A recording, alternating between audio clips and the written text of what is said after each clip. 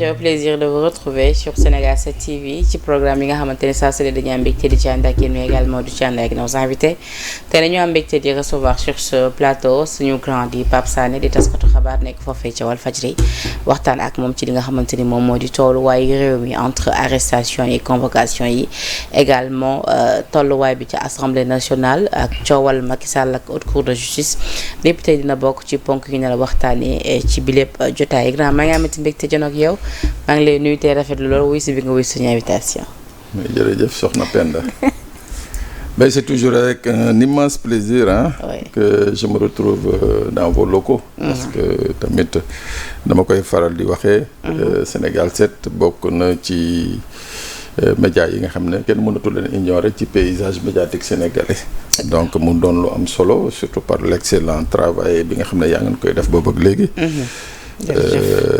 di leen encourager à persévérer davantage.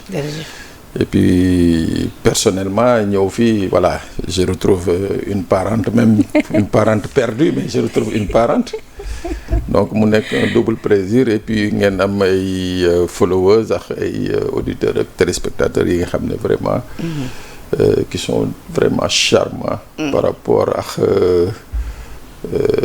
beaucoup de choses que je vois surtout si seen forum yi vraiment vous avez des gens qui vous suivent et qui sont vraiment fiers de Sénégal 7 donc albarka et du courage et bonne continuation. merci beaucoup grand li nga nuyu moom am na solo lool. ay encouragement bu ñu ko jot ci ku mel ni yow. dañ ci sant bu baax a baax alors fi ñu bëgg ñu dooree nag tey waxtaan bi moo di def daal benn taxaw seetlu. ci nu mu gën a yaatoo ci li nga xamante ni moom moo di réew mi tolluwaay bi lu ñu ci mën a jàpp. bon tolluwaayu réew mi. C'est vrai que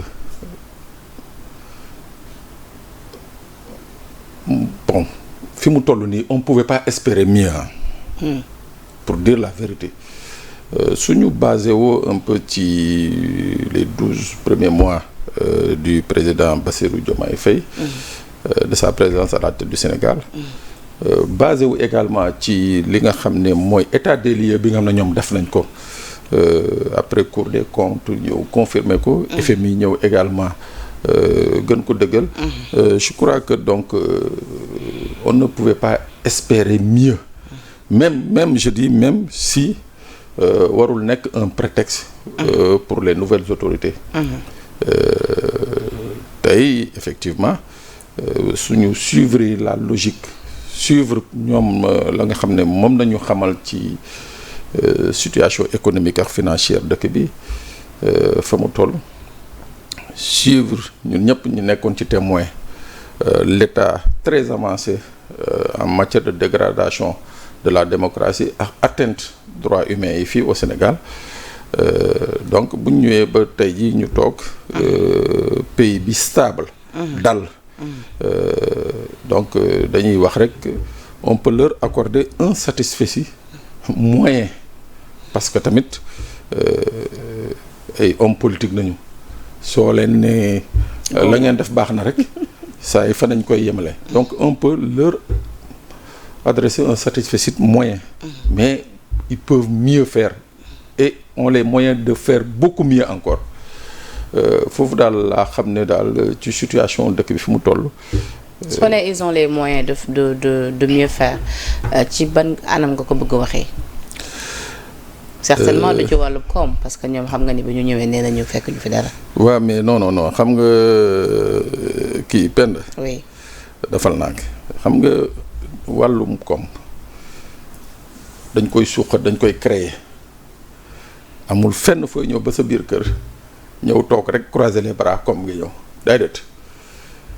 da nga koy liggéey da nga koy susciter da nga koy créer donc moo tax ma ne la côté boobu wax fa dëgg yàlla man awma ci benn prétexte bi nga xam ne mën naa leen ko accorder un état dañu nekk ci benn sphère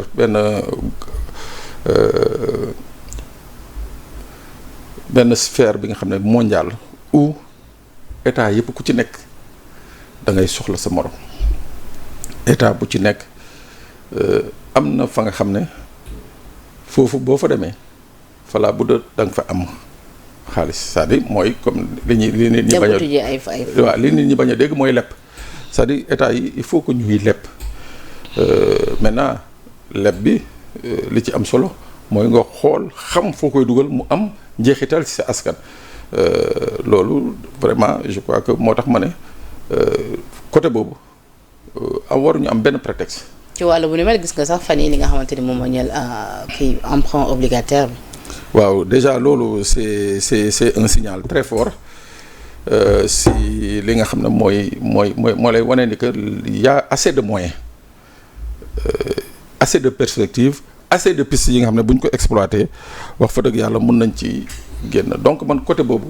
awma ci trop lu ma jaaxal dans la mesure encore que tey jii le ministre de l'économie Ibrahima Sarr que je salue wax na ko c'est-à-dire que quel que soit ah Abdourahmane Sarr excuse-moi j'ai dit wax na ko c'est-à-dire même avec un niveau très élevé de la dette mais que la dette est toujours solvable soutenable donc maanaam tey jii Sénégal mun na dem sur les places publiques uti xaalis pour preuve toog nañu fii biir Sénégal woo Sénégalais yi dañu bëgg xaalis ci diir bu gàtt ñu ne dajale nañu 405 milliards donc ça prouve quelque part la solvabilité ak le crédit bi nga xam ne nit ñi porté nañ ko justement aux nouvelles autorités et surtout au pays qu'est le Sénégal loolu di benn ñaareel bi mooy que yàlla may nañu ñu am ci sunu suuf sunu jaww ak un peu partout au Sénégal le Sénégal est vraiment un pays immensément doté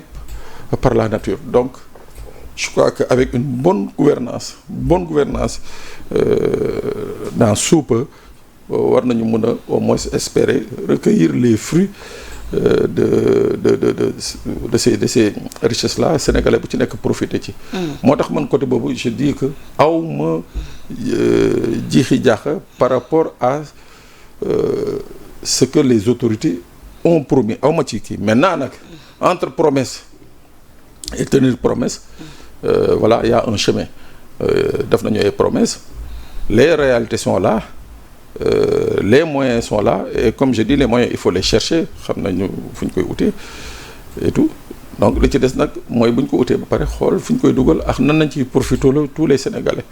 C'est là où je dis que amuñu benn prétexte. D'accord voilà. alors da nga wax léegi ñaari baat da nga wax li nga xamante ni moom moo di la bonne gouvernance wax également li nga xamante ni moom moo di en tout cas ci wàllu moyen mais bu ñu taxee ci li nga xamante ni moom moo di bonne gouvernance bi nga tudd bu ñu nee bonne gouvernance daf ciy dugg li nga xamante ni moom moo di wàllu démocratie daf ciy dugg tamit li nga xamante ni moom moo di doxalinu yoon indépendance justice entre autres ci jamono bi ñu nekk nii xam nga ni ci wàllu yoon moom yëf yi am na ay yëngatu yu mag a mag mais laataa sax ñuy ñëw ci yooyu yëngatu d'abord noo jugé li nga xamante ni moom moo di sortie récente bu le président Macky Sall bu le président plutôt Bassirou Diomaye Diakhar Faye jëm ci li nga xamante ni moom moo di wàllu justice mais également le PM feelu ko barki dem mondial à l'Assemblée nationale bi ñu amal li nga xamante ni moom moo di réponse face aux questions face aux députés. Bon, sur la question de la justice xam nga man dama je suis quelqu'un d'extrêmement républicain même si je suis quelque part anarchiste entre guillemets mais dama gëm république dama gëm fondement république buñ ne Sénégal 3 pouvoirs la ñett constitution daane ne l'exécutif le législatif et le judiciaire par élégance laa la wax par élégance yaakaaruma ni que exécutif war na mën a taxaw di am son point de vue vis-à-vis du juge judiciaire c'est mon point de vue hein.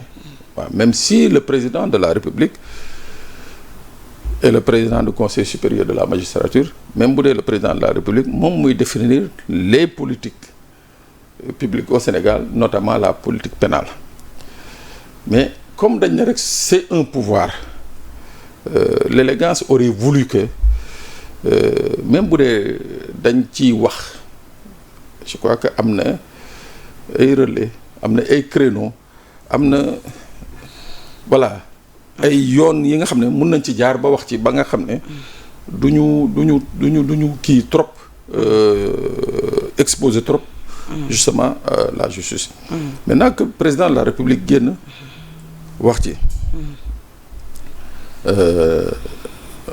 loolu j'ai encore un problème, j'essaie de comprendre ban état d'esprit la waroon toll.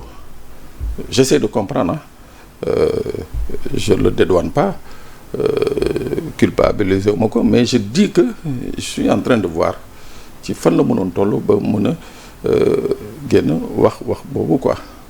Léegi nag comme je dis souvent, c'est des hommes politiques am ay engagement yu ñu jël balaa ñoo falu, engagement yooyu ñu war ko mener à bien. mais ak ci fu mu ci mënti toll ndax jàpp nga ni wax jooju waroon na am.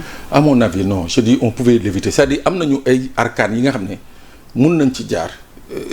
Il faut pas se voiler la face. Gis nga l'indépendance de la justice, c'est clair, c'est acté, c'est défini dans la constitution, c'est défini dans le statut des magistrats.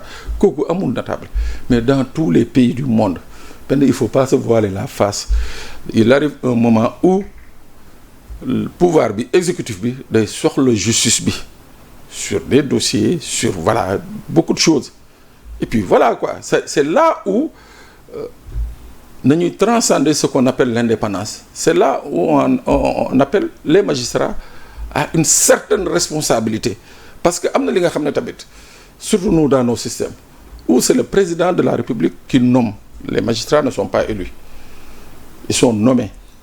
Donc am na la nga xam ne benn moment c'est tous les pouvoirs qui en ont besoin. Ça il faut même pas jéem a xalaat li tous les pouvoirs ont besoin de temps en temps d'avoir le soutien de la justice. kon kay dans ce cas-là je pense que ni kenn waratul wax waxu indépendance de la justice puisque bu ñu sukkandikoo ci li nga wax on peut dire que c'est quasi impossible.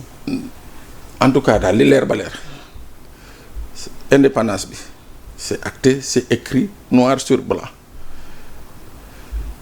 Je te donne juste un exemple. On essaie de discuter entre Sénégalais. Tey par rapport à une affaire bi nga xam ne l'État est impliqué au premier chef. Il y a des possibilités, il y a des moyens où l'État peut pas demander mais voir comment nañ ko mën a jàppale ci mbir moomu. Ça arrive. Par exemple, prenons un contrat quelconque bu État bi signé ñu dem ba ci biir mu am ay problèmes.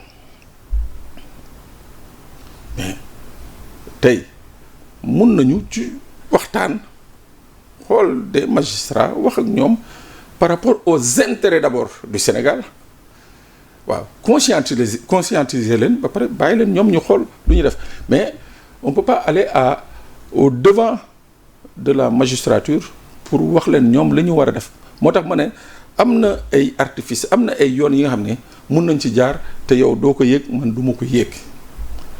donte ni le PM ne la justice est rendue au nom du peuple donc tey jii boobu le peuple am nañ pour exercer la pression bu leen neexee. Non, la justice est rendue au nom du peuple. Cela va de soi. Mais ce peuple a délégué son pouvoir à des magistrats qui rendent la justice au nom du peuple. Tey ces magistrats-là, que l'opinion fasse une pression par rapport à tel ou autre. Mais c'est l'opinion, c'est tout à fait normal. C'est l'opinion publique. Perception bi ñuy am ñoom kii nga xam ne moo nekk ci nguur gi kii nga xam ne moo nekk au cœur des affaires amul kooku perception bi mu am wutee nag perception bi nga xam ne ñun dans la rue moom la ñu am. Donc rien ne s'oppose à ce que les Sénégalais sortent pour dénoncer la lenteur des procédures judiciaires. Moi je l'ai toujours dénoncé. J'ai toujours dit que c'est lent dans la mesure que am na ay rapports yi nga xam ne pare nañu depuis 2019 2020 ñu ngi fii di nelaw donc loolu amul explication beneen bu ñu mën a jox donc ça c'est des lenteurs c'est des faits c'est du factuel donc man le Sénégalais que je suis j'ai le droit de m'interroger am naa droit casse am naa droit ne li may xaar sama justice du lii mais c'est-à-dire à un autre niveau nag c'est là où c'est problématique waaw xam nga quelqu'un qui est soumis à une obligation de réserve maanaam mënul wax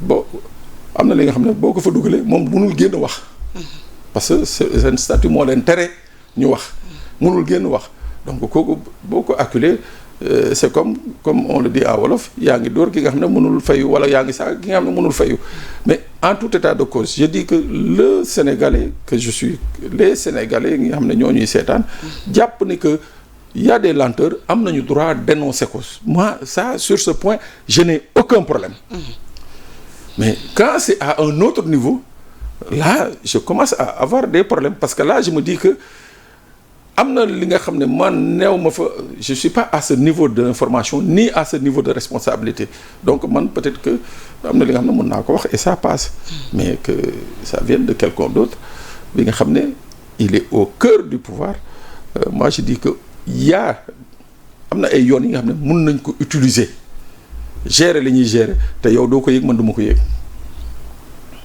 te yoon yooyu la ñu waroon emprunter. à mon avis. lu leen ko teree emprunter. Je sais pas xam nga nag ku ci nekk tu as ta méthode tu as ta façon de faire ñoom comme ils le disent nee nañu ils ont promis au peuple sénégalais donc amul lu ñuy nëbb peuple sénégalais bi donc ils diront tout. espérons que effectivement ils vont continuer de gouverner dans la transparence lépp lu sénégalais yi war a xam ñu xamal leen ko pas de manière sectorielle voilà lépp lu sénégalais yi war a xam nañ leen ko xamal.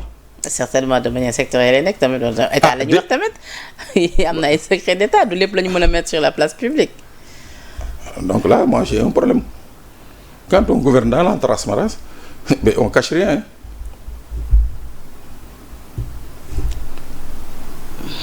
waaw. d'accord léegi ci wàllu bu ni mel tamit lépp am leneen lu mu waxaat. mu ne zéro tolérance ci rawatina dérive yi nga xamante ni mi nga am ci média yi. bon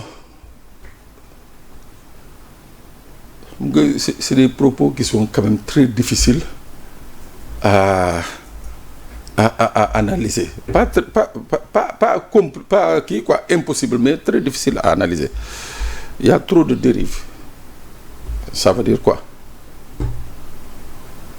mais il y a trop de dérives partout bés bu nekk nga dégg homme politique yi wax fii lu taal dëkk bi on considère pas ça comme des dérives bés bu nekk homme politique génn wax fi lu taal dëkk bi mais pourtant les gens se taisent parce que politicien la c'est vrai que l'espace médiatique il faut le dire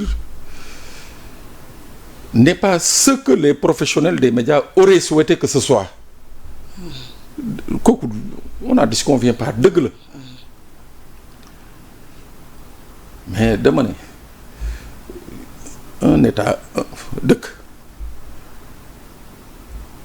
su ñu demee ba tollu yenn tolluwaay comme ñun nañu egsee fii je dis que le Sénégal est sorti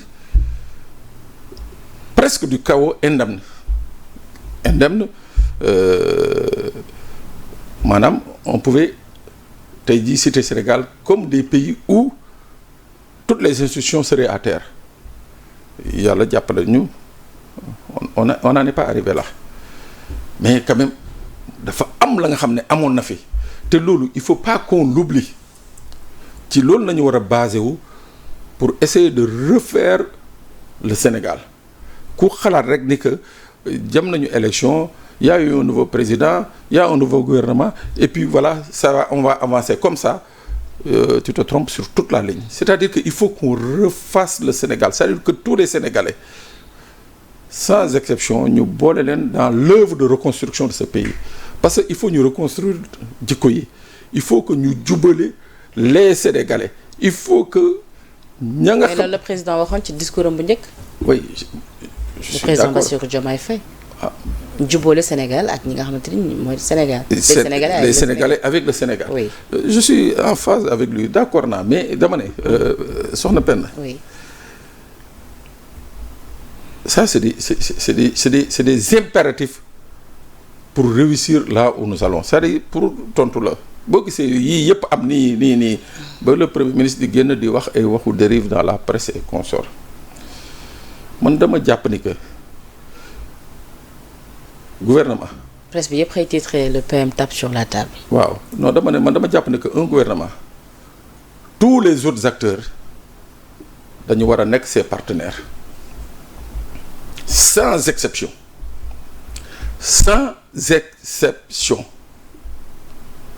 tel secteur dama ci war a wax ak Penda dama ci war a wax Penda moo fa nekk damay wax ak Penda. On ne doit pas personnaliser les débats parce que diw moo fa nekk je n'ai rien à dire ak moom non ça ne fonctionne pas comme ça da ngay woo tu fais de ce qu'on appelle de l'inclusion ñëpp bokk ci buñ ci bokkee presse bi et je suis sûr d'une chose il y a des gens assez responsables yi nga xam ne qui savent que cette situation bi ni mu demee ni neexu leen. rawatina tout le temps le président dafay lancer un appel à l'unisson. voilà ñëpp nañu booloo ñu dooleel leen ñu jàppale leen ñu ñëpp ñu nekk benn. ñu liggéey réew mi. tout à fait moo tax ma ne la ci presse bi boo ko xoolee situation bi mais neexul ñëpp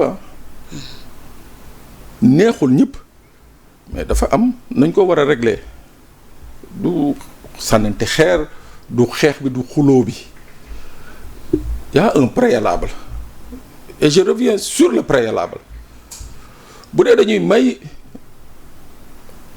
un citoyen parce que homme politique la bokk ci benn parti génn wax lu ko neex te dara ko ci fekk mais quand quelqu'un de la presse sort et dit quelque chose de similaire ñu war ko mun a muñ c'est-à-dire il faut aussi quand même que les choses ñu wax ko telles qu'elles sont parce que tamit wax soo koy raay di ko defar nii ça marche pas il faut dire les choses. dugg ci cas Simon bi nga xam tout récemment jàpp nañ ko wala peut-être yaa ngi wax sax. non je parle de manière globale de manière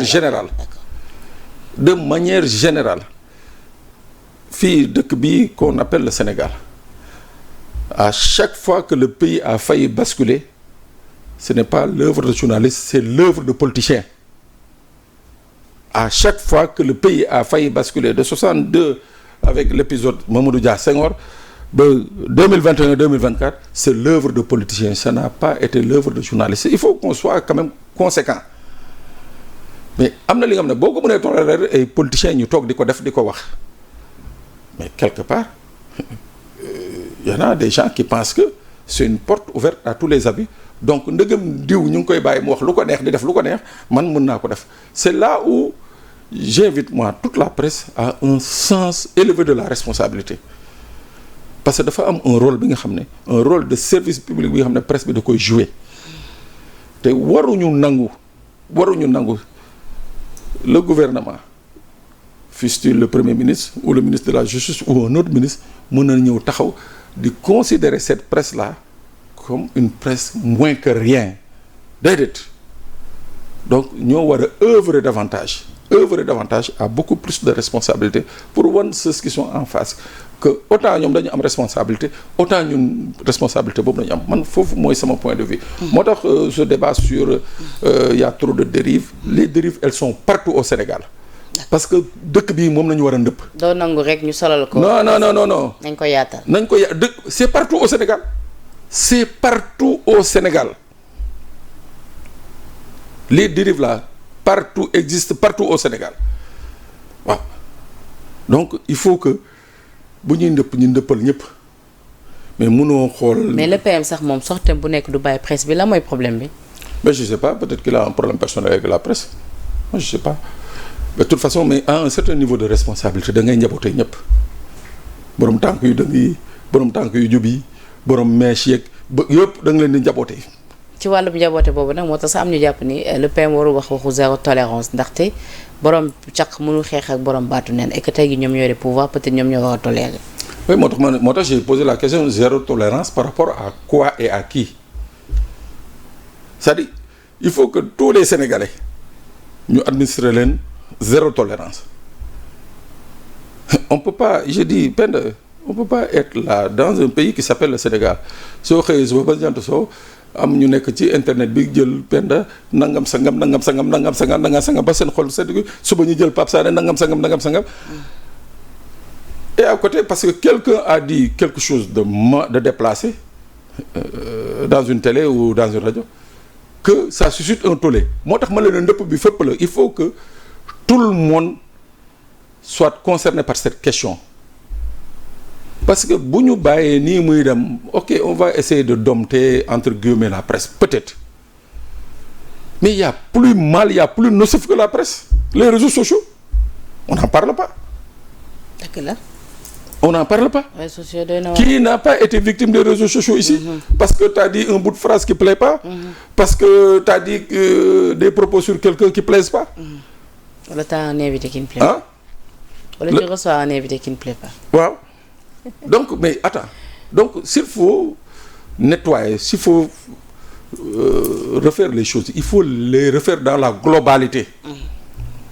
waaw on peut pas passer à côté de ce qui se passe sur les réseaux sociaux. On peut pas se taire par rapport à ça bëgg a stigmatiser la presse. yan discours ngay xaar kon dans ce cas-là si suñuy dirigeants yi. constructif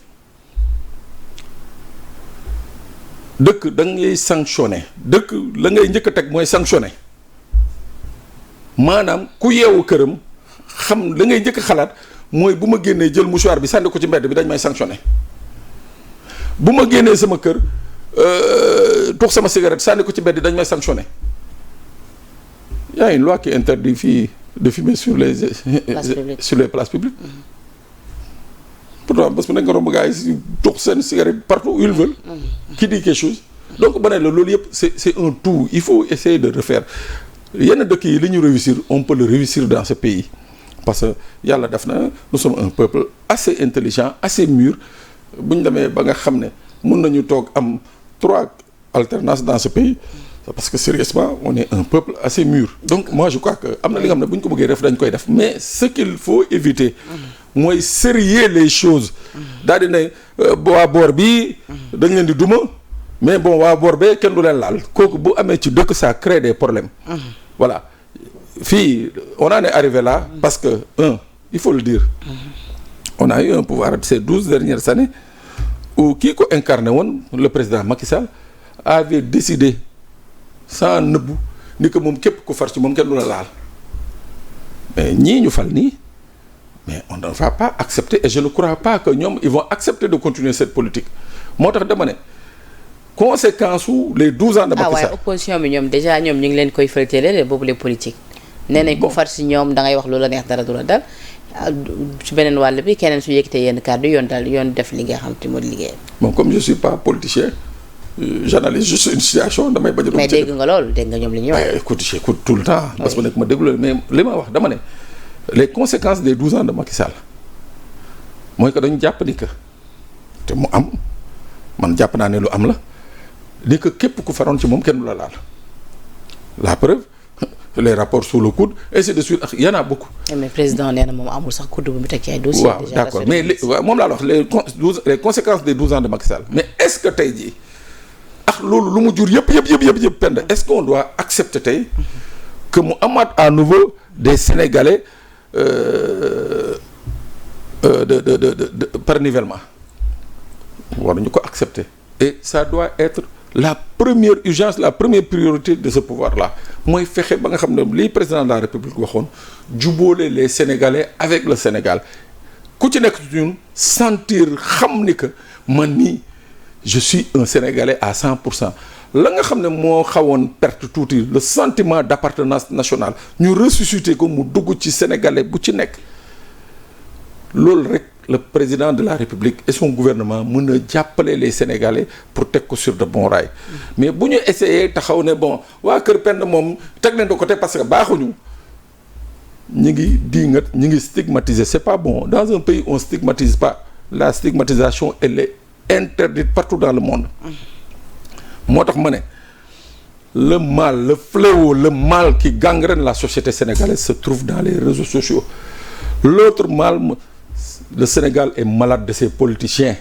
D'accord mais boo nee léegi la première priorité moo waroon nekk la réconciliation da nga jàpp ne kon fi ñu nekk di duut baaraam peut-être loolu la ñu waroon mujjee wala boog am na ay priorité yu ko jiitu fi ñu taxaw ni ci wàllu bu yoon ak convocation yeeg rapport au fonds force Covid yi gis nga temps yi en tout cas li nga xamante ni moom moo ñeel convocation yi nga xamante ni également tamit am nañ ci ay retour de parquet ñu ciy dégg sax am na ñu ne am na sax ay patron de presse ak ay journalistes yi nga xamante ni ñu ngi leen ciy lim et que ñu leen di xaarandi. xam nga ci njëlbeen dama ne Sénégal 3 pouvoirs moo fi nekk le pouvoir judiciaire nañ leen bàyyi ñu def seen liggéey. bu ñu mënul def seen liggéey nag le président qui nomme à tous les postes civils et militaires procureur ba mu nommé wala ñu sant la nga war a def loo warul def on te dégomme on met un autre affaire yi c'est très simple mais nag yow mënoo nekk exécutif nommer des magistrats bëgg toppat ci magistrats yi naan leen lii ak lii ngeen di def yow yaa war a tànn xool faire un bon casting comme ici booy recruter personnel na ngay defee un bon casting tu fais un bon casting nga ne voici les magistrats yi nga xam ne jàpp naa ni que c'est eux qui répondent à ce que moi je veux. J'ai fait des promesses de réduction des comptes xaalis bu bëri luubal nañ ko tey li ma soxla y a un parquet national financier y a un parquet de la République ainsi de suite li ma soxla tey man président de la République mooy que ñu saytul ma lii ñan ñoo ko mën a saytu ok Penda yow jàpp nga diw ak diw ak diw suñu leen nommé diw bi bërëb sàngam mën nañ ko def ainsi c'est comme ça bu ñu nommé nag ku ci deful liggéeyam le président le dégomme c'est clair c'est net c'est-à-dire en fait loolu la mais nañu bàyyi le judiciaire comme nommé nañ leen ba pare nañ leen bàyyi ñu def seen liggéey bu ñu ko deful nag le président à tout moment je dis à tout moment nag ci année bi il peut tenir 3 ou 4 fois je crois le conseil supérieur de la magistrature donc à tout moment il peut gommer il peut dégommer. D'accord léegi ñu ñëw ci fonds force Covid yi. fonds force yi man dama jàpp ni que y a même eu de la lenteur. arrestation yi ci am ni jaaxal na la. benn non jaaxul ma moi je trouve qu'il y a eu de la lenteur. waaw xam nga fonds force yi c'est un rapport qui est sorti en 2022.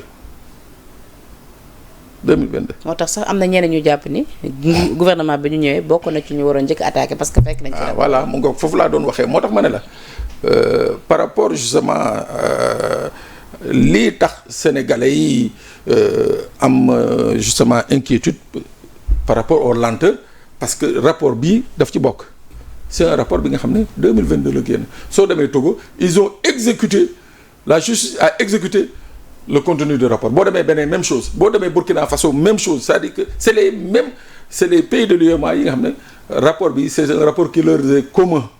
mais lu tax Macky Sall tamit mu dem bàyyi fi rapport bi.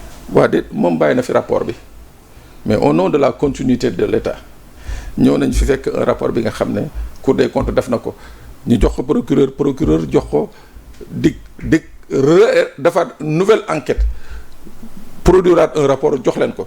Donc à partir de ce moment-là ça devait être une priorité dans la mesure où le parquet national financier était déjà installé. Kon déjà dafa yéex. dafa yéex. waaw moi je trouve que dafa yéex. donte ni yegg si nañ ci jamono yi. dafa yéex que ñuy arrêté diw wala ba ñu arrêté diw moi je vois aucun problème jàpp naa ni que un pays pour ñu defar ko à chaque fois que quelqu'un a fauté surtout sur les deniers publics. il faut le sanctionner xam nga dëkk yu bëri lu ñu rawee mooy que ñoom chez eux les deniers publics c'est sacré benn li ñëpp bokk soo ko laalee dootoo ko laalaat c'est pas que dañoo gën a jub de France États-Unis nangam sangam ñi fa nekk gënuñu jub de mais c'est que dañu leen tegal la nga xam ne xaalis bi ñu bokk boo ko laalee dootoo ko laalati waaw ñun nag ci foofu nañu war a toll moo tax man jàpp naa ni que qu'on arrête 10 personnes 20 personnes 100 personnes man dès l'instant où ces personnes ont touché à l'argent public je n'ai aucune compassion pour eux parce que dëkk bi nit ñaa ngi fii di wasin ci ay saret nit ñaa ngi fii di wasin seeni kër am na ñi nga xam ne ñi ngi xëy di dem hôpital duñu mën a faju am na ñi nga xam ne tey jii ba tey jii ci ay teen ak ay séyaan nañuy utee ndox bu ñuy naan loolu yëpp am na ci dëkk bi et ça cet argent bi nga xam ne nee nañu dañ ko détourner aurait pu servir à tout ça. mais li ñu comprendre dans cette affaire mooy nu ñu mën a déggee ñenn ñu nga xamante ni jox nañ leen yenn somme yi te je veux dire peut-être que yooyu somme même su fekkoon c'était pour sensibiliser wala pour accompagner askan bi ci Covid bi peut-être amoon na ñeneen ñu ko gënoon yeeyoo mais dañuy dégg souvent ay tur ci mbir yi ñu interpellé gu ñoo xamante ni daf ñu choqué en fait loolu la moo koy expliquer. mais xam nga quand on n'a pas de respect pour un peuple. par exemple bu ñuy wax benn Tange Tandian bu ñu war a jox 73 millions. pour mu séddale koy artiste. oui. waaw moo tax ma ne la xam nga quand on n'a pas de respect pour son peuple da ngay jàpp rek ne que lañ ma dénk muy gafa gi réew mi man maa ko moom su ma neexee woo Penda ne ko am. dama am benn un de mes amis quoi qui travaille dans une banque africaine mu ne ma xam nga problème mu mu ne ma xam nga ñun sunu chance mooy lan Sénégal ma ne quoi mu ne ma c'est parce que on a une économie qui n'est pas structurée mu ne ma moo tax malgré dérapage yi am cafouillage yi am moo tax ba tey jii sunu économie mun a taxaw. mu ne ma si c'était structuré comme par exemple une économie comme le Maroc ou la Côte d'Ivoire mu ne ma waxtu bii ñuy wax nii mu ne ma ku ci nekk ci ñun yaa ngi gàddu sa saak wala sa pot dem taxaw di ut. mais man li ma jaaxal ne si ñu jàppagum si ñoom ñu bëri nee nañ justifié nañu justificatif yi ñu leen laajoon indi nañ ko mais kon ce qu'on ne comprend toujours pas mooy pourquoi depuis lors tamit ba tey ñi nga en position de garde à vue ba ñu war leen déconfier seen décision ba ñu xaarandi plutôt décision bi war a tukkee ci juge d'instruction yi. bon d'abord l'argent public dafa am ce qu'on appelle les ordonnateurs ñoom rek ñoo am sañ-sañ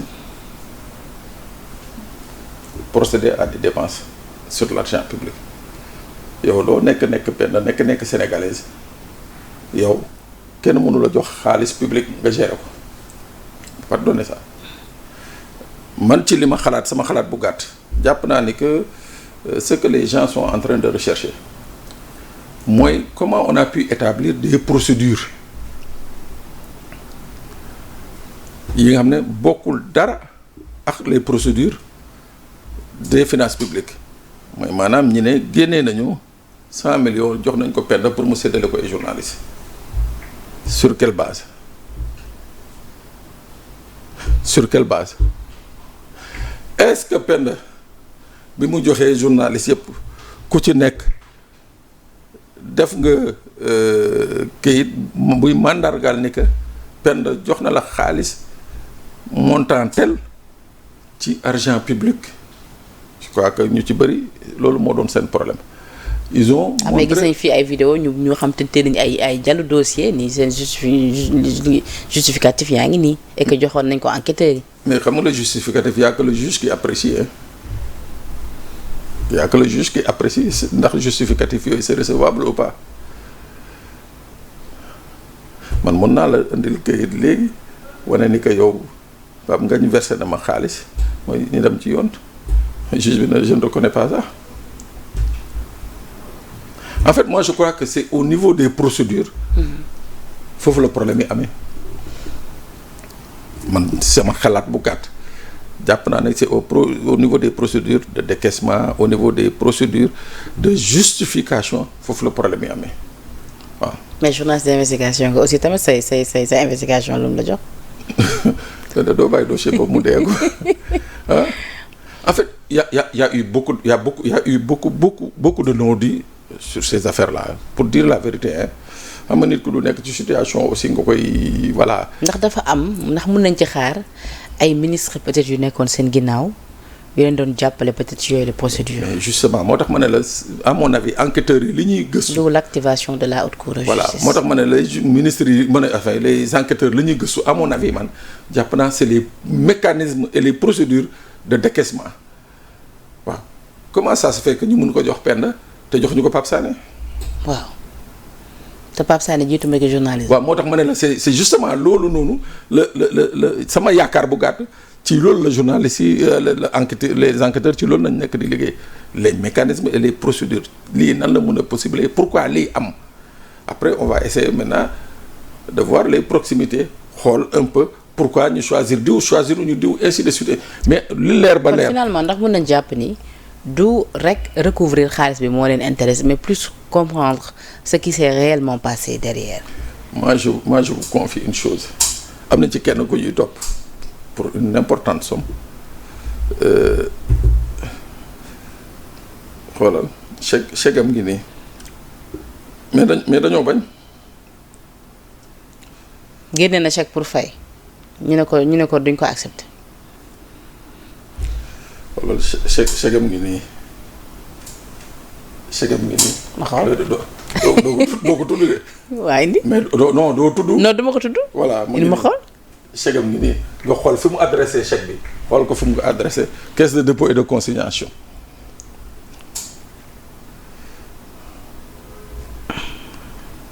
lii de moom doy na waar. ah. doy na waar de. Dakar la 14 4. waaw. xam nga mu ngi nii. waaw xam nga caisse de dépôt nañu adressé chèque bi. waaw. ah. xam nga kii bëgg na consigner. mais gars yi na ko non doo consigner.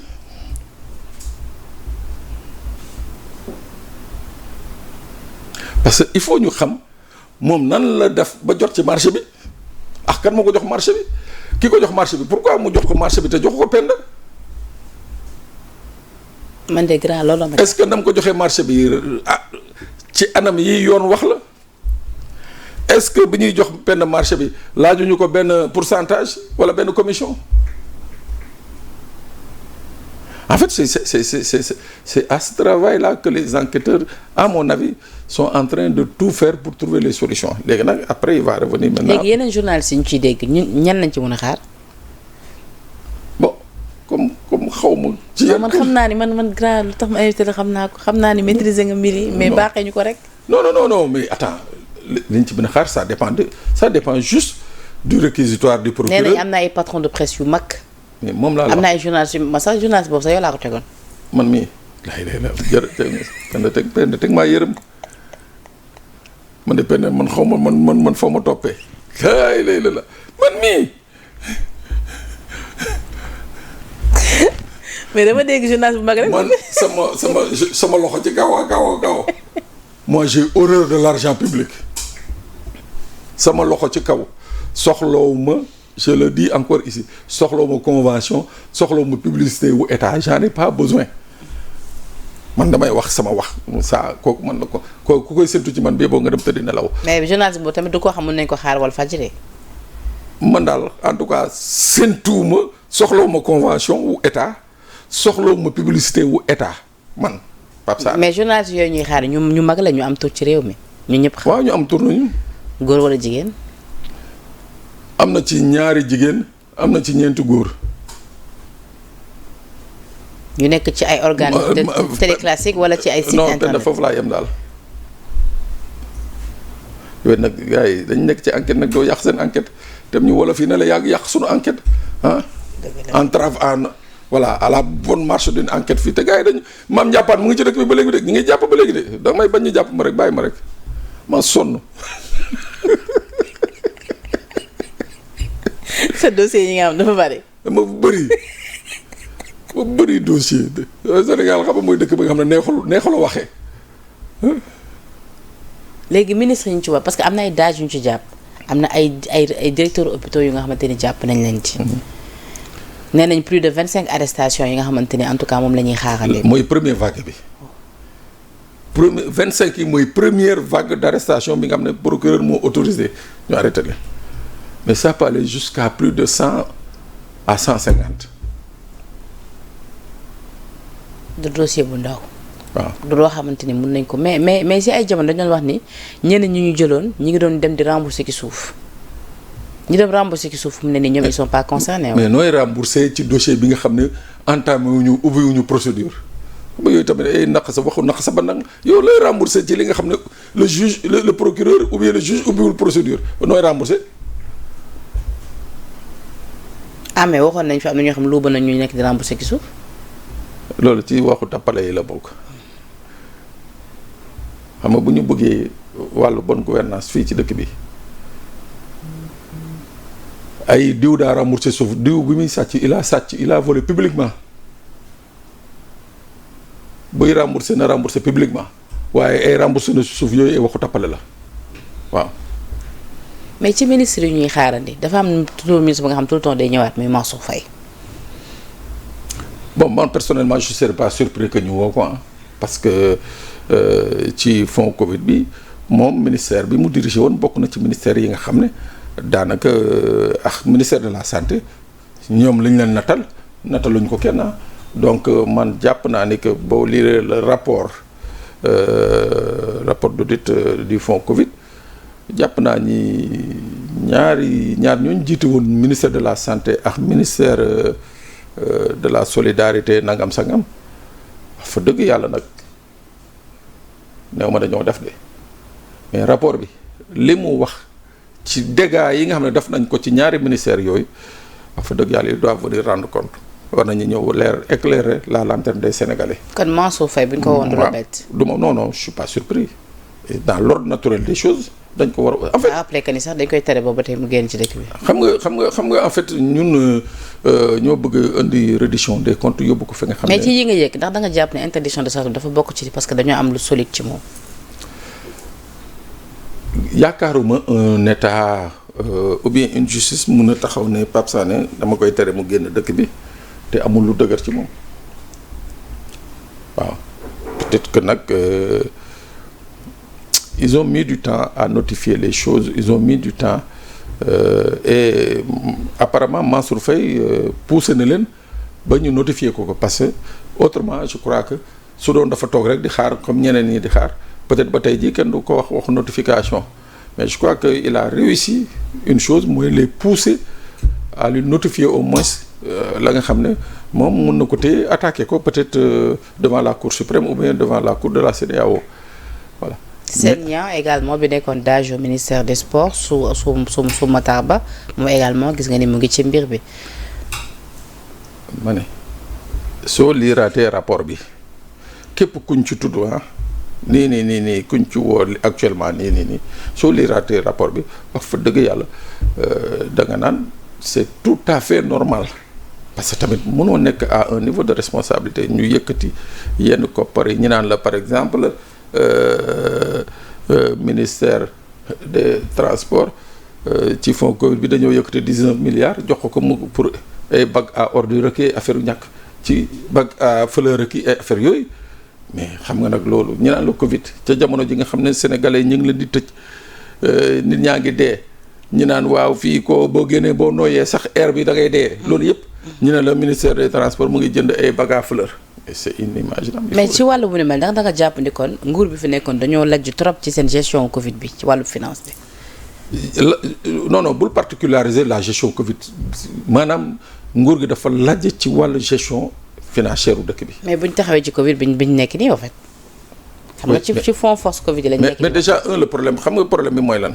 et ce qui prouve que c'était fait à dessein mooy que li président Macky Sall la njëkk a def mooy wax assemblée nañ ko votal une loi pour que mu mën a dépenser cet argent par ordonnance mooy maanaam toutes les procédures dañ koy teg de côté là. Si on en arrive à ces dégâts-là donc ça veut dire que à l'avance il y avait quelque chose qui avait été fait parce que bu ñu doon dañuy day teg toutes les procédures de passation de marché wala lii ak lii et l'histoire a prouvé que effectivement on n'était pas dans l'urgence l'histoire a prouvé que on n'était pas dans l'urgence pour suspendre les procédures de passation de marché tey cela a fait beaucoup plus de dégâts qu'autre chose beaucoup plus de dégâts voilà.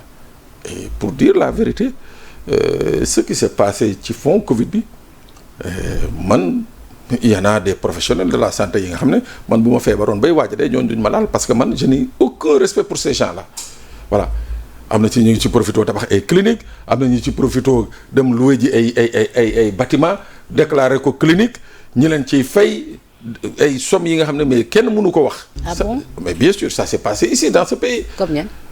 Non, on ne peut pas citer des gens. ñan ñoo fi tabax clinique tout récemment. Je vais de personnaliser les voilà je n'aime pas trop personnaliser. ay exclusivité ay révélation nga ñu may nii.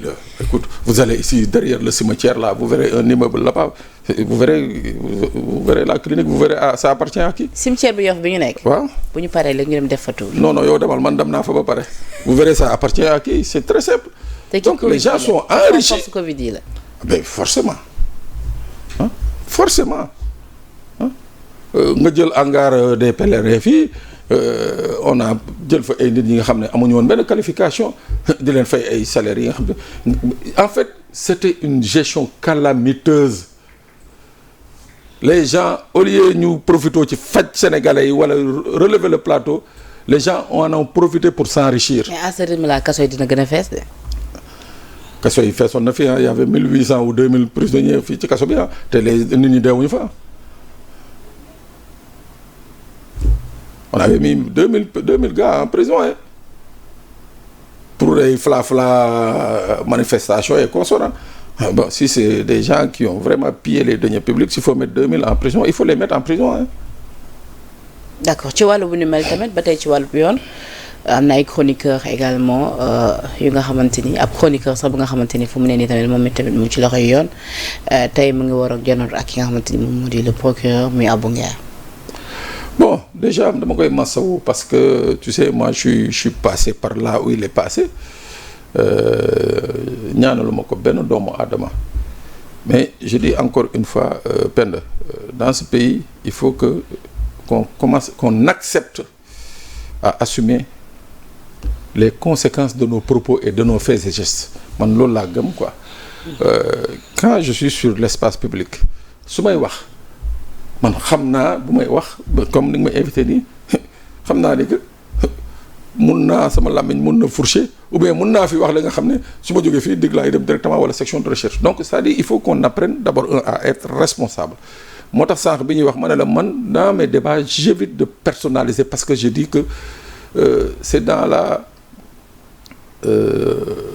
je veux pas faire partie de ces Sénégalais yi nga xam ne les débats tournent autour des personnes man je préfère qu'on parle d'idées et consorts mais tey monsieur Nguer comme quelqu'un d'autre qui occupe l'espace public buy wax wala buy def na xam ne que conséquence première bi mooy que li mu wax mun na ci juum te bu ci juumee yoon day dal ci kawam quoi loolu moom foofu laa àndul ak ñi nga xam ne ñi ngi naan c'est de la persécution c'est pas de la persécution waaw.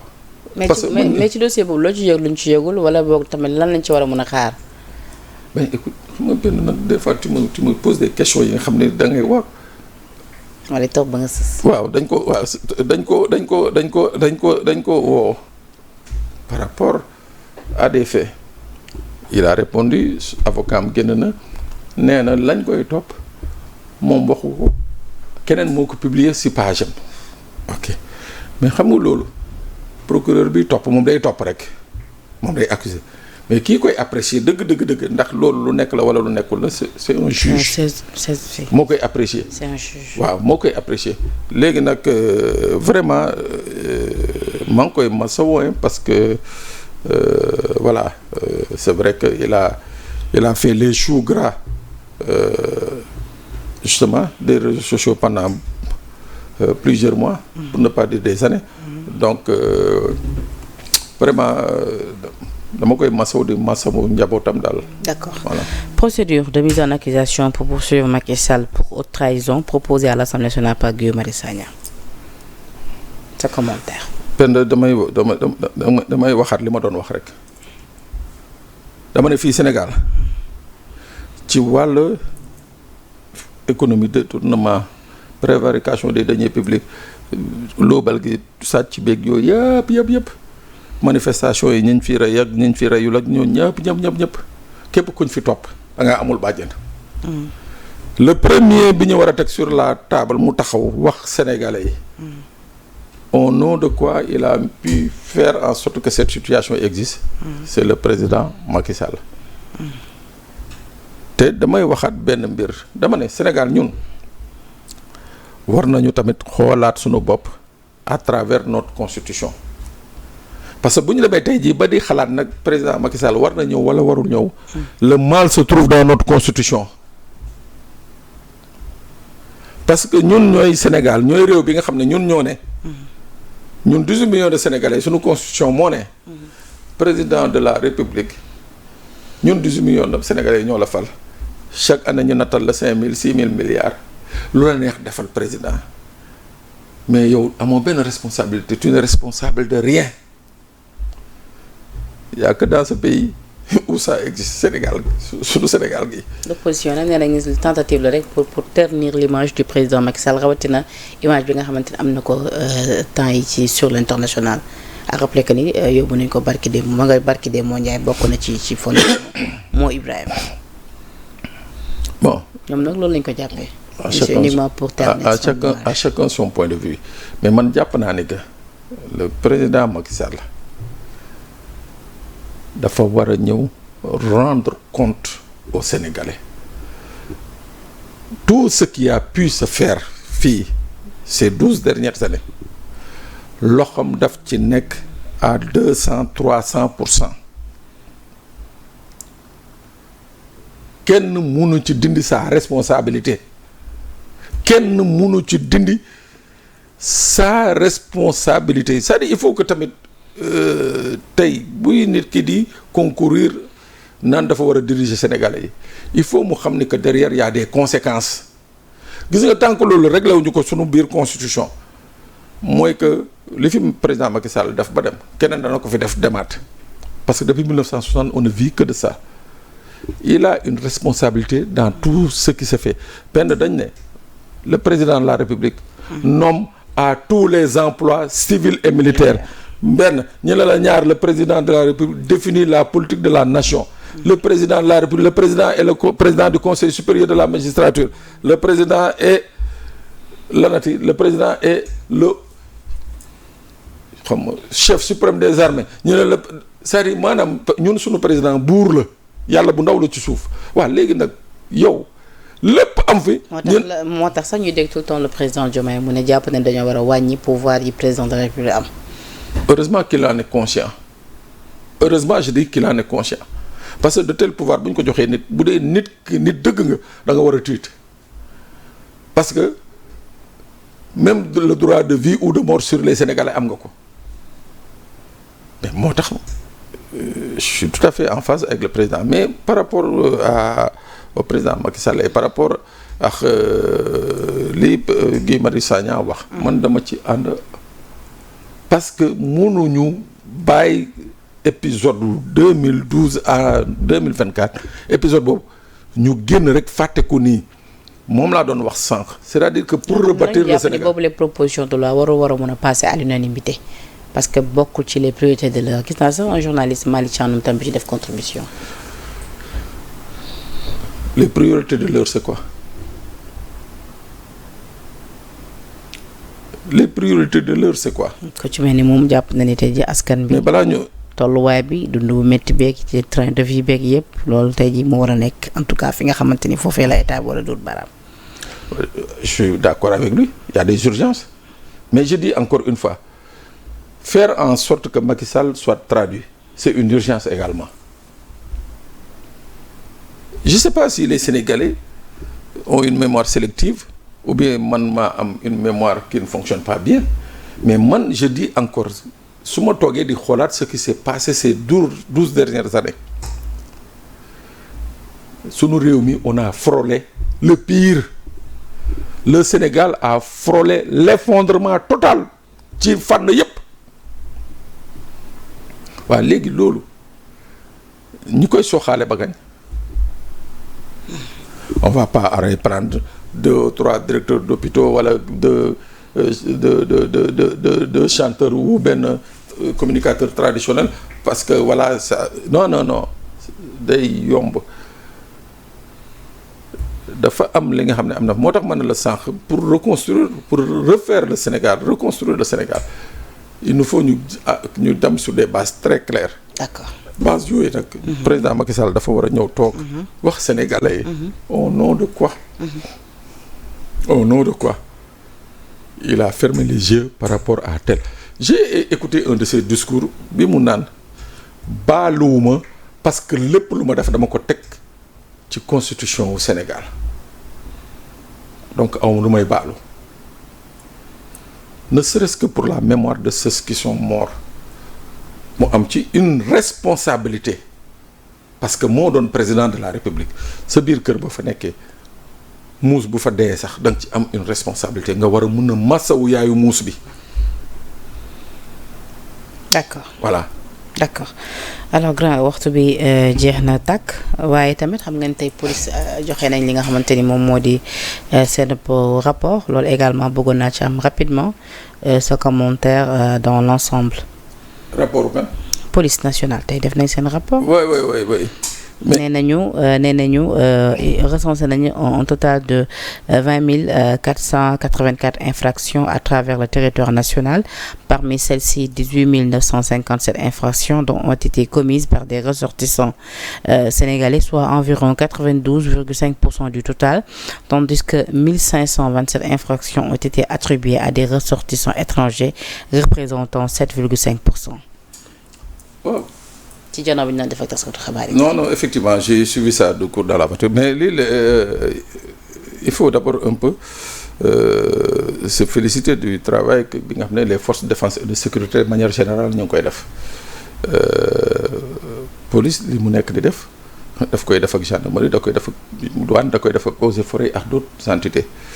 Mais par rapport à ces chiffres dama jàpp ni que d'abord c'est très bien qu'on puisse communiquer d'abord. C'est très bien de communiquer. Mais dama xalaat que les attentes des Sénégalais c'est de se sentir en sécurité d'abord. Ces chiffres-là bu ñu ko génnee di wax quelqu'un comme moi a froid dans le dos mooy quelque part il y a beaucoup de choses bi nga xam ne war nañ ko def te defaguñ ko te dañ ko war a def pour rassurer le Sénégalais que je suis, pour te rassurer toi, rassurer les autres. Mooy fexe ba nga xam ne lii ñu lim nii ci ay infraction ak ay arrestation ñu faire de la prévention ba nga xam ne mu bañati am. En fait c'est justement cette prévention qui est le rôle principal de la police. Mais ñëw wax les résultats nii c'est parce que quelque part il y a eu des failles dans le système. Mais les encourager à ce que l'année prochaine chiffres yi ñu indi que ce soit des chiffres à la baisse parce que ils auront réussi une politique de prévention waaw.